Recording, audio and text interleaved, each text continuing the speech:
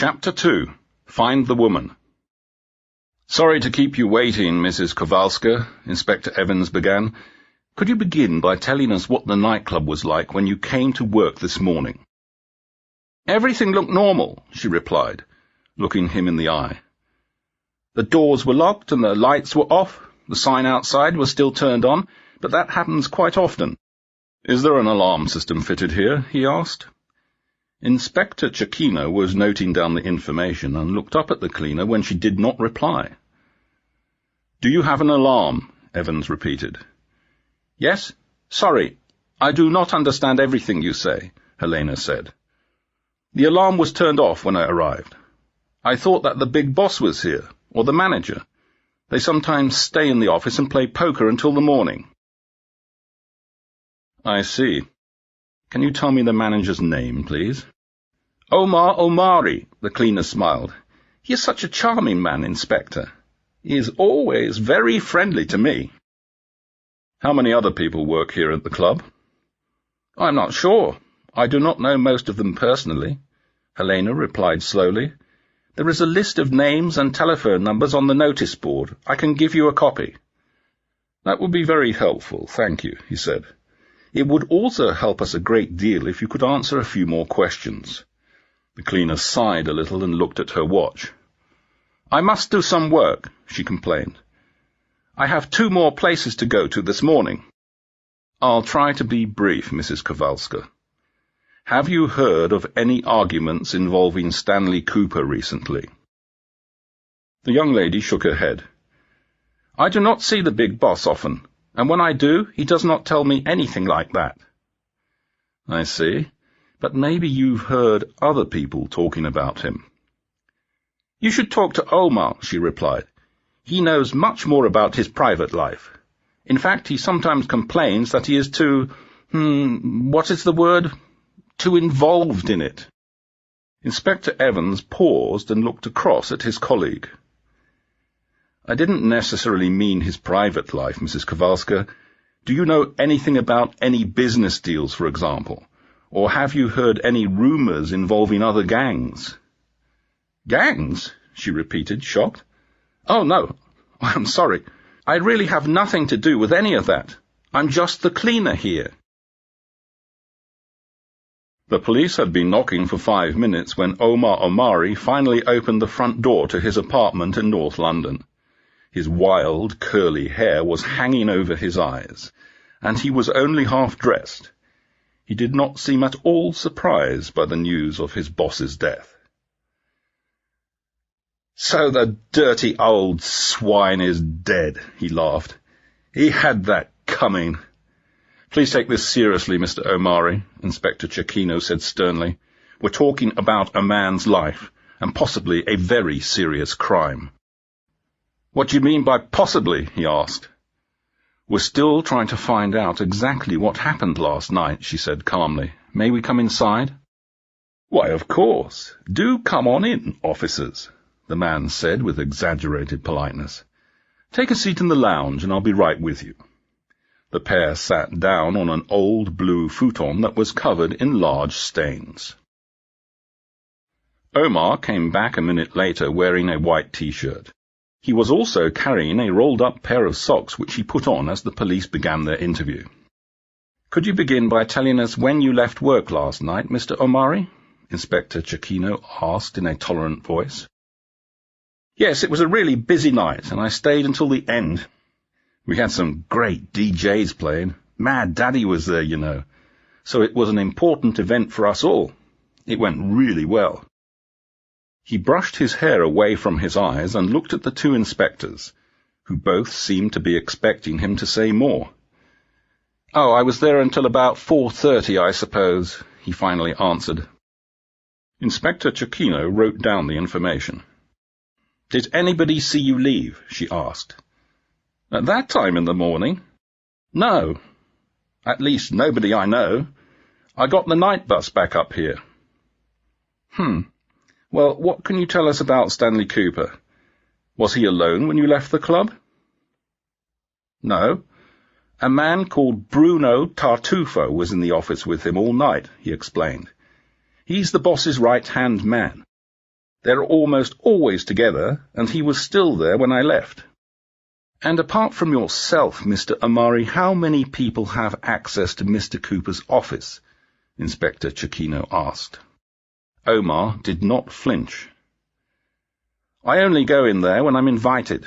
Normally I work in my own office across the hall, but I know some people who don't have to wait for an invitation, if you know what I mean. The young man grinned at the two inspectors with perfect white teeth. They looked back at him expressionlessly, not understanding what was so amusing. Well, it's what they always say at the start of a police investigation, isn't it? Cherchez la femme. And I can tell you right away that Cooper had a young lady friend, a Miss Kim Watt. She had him wrapped around her little finger. Kim Watt, repeated Inspector Cecchino. Yes, Kim Watt, the kumquat, I call her. A fruity little thing. She manages Cooper's dog track in Walthamstow.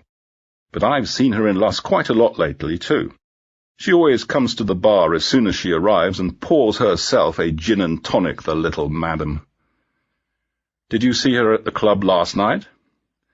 Omar shook his head and brushed back his hair again. Who else would Mr. Cooper let into his office? Asked the inspector, who suddenly felt there was something strangely attractive about the club manager. Just his idiot henchmen, I guess. They do everything for Cooper, and they have keys to all of his bars and clubs. Faithful as dogs they are, and just as stupid.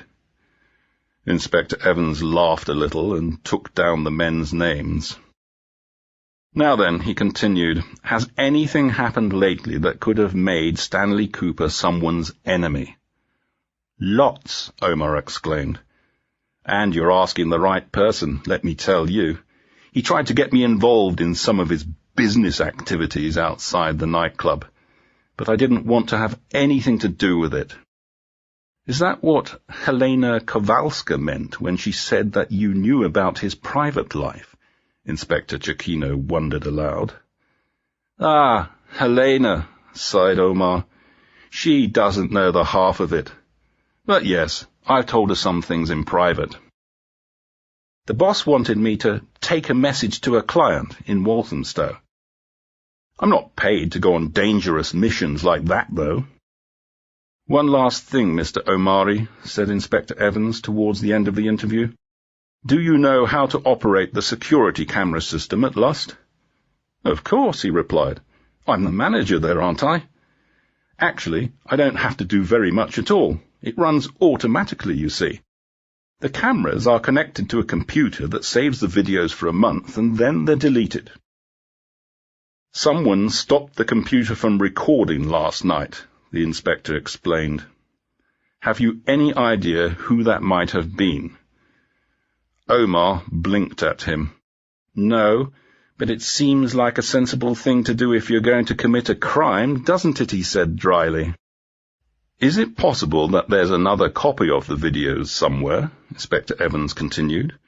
For example, is the footage sent to another company, or to Mr. Cooper's home computer? Nope, said Omar simply. His house is the one place that is totally secure, Bad Manor Park. I've heard that it's like Fort Knox there. Bruno Tartufo, repeated Inspector Evans after they left the apartment. This isn't the first time we've heard that name lately. The Metropolitan Police were trying to fight the sale of cocaine in and around the West End, and several unimportant members of a drugs ring had mentioned Tartufo. Another fine Italian citizen in the city of London, said Inspector Cecchino ironically. We're not related before you say anything. Inspector Evans was more interested in finding Tartufo than making jokes. He radioed the station. I need addresses for Bruno Tartufo and Kim Watt, he said, and make sure that the family liaison officer reaches Stanley Cooper's daughter before the Polish cleaner starts to gossip. Later that day, towards the mid-afternoon, the two detectives drove to an elegant townhouse in Chelsea. It was the address of the third and last Kim Watt in central London. The first two had said that they did not know anything about anyone called Stanley Cooper. The pair had also tried to speak to Bruno Tartufo, but there was nobody home. Inspector Evans walked up the 3 white marble steps leading to the large black front door, rang the bell, and waited. The voice that eventually came through the intercom was as sweet as honey. "Hello?" she asked, her voice almost seductive. "Who's there?" "Police, ma'am," replied the inspector with a small smile. "Please open up." The first thing the police saw on the other side of the door was a tall redhead with a surprised expression on her face. Her lips were painted bright red. Moments later, a short man with a thin moustache entered the hallway and stood next to her. He looked at the police and put his arm around the woman. "Miss Watt?" Inspector Evans began. "Yes? We've come to talk to you about Stanley Cooper. May we come inside for a moment?" "Ah, you've caught him at last, have you?" joked the small man in an unmistakably Italian accent. "Bruno, be quiet," Kim hissed. "Ah, and you must be Mr. Tartufo," the inspector smiled. "We have a lot to discuss.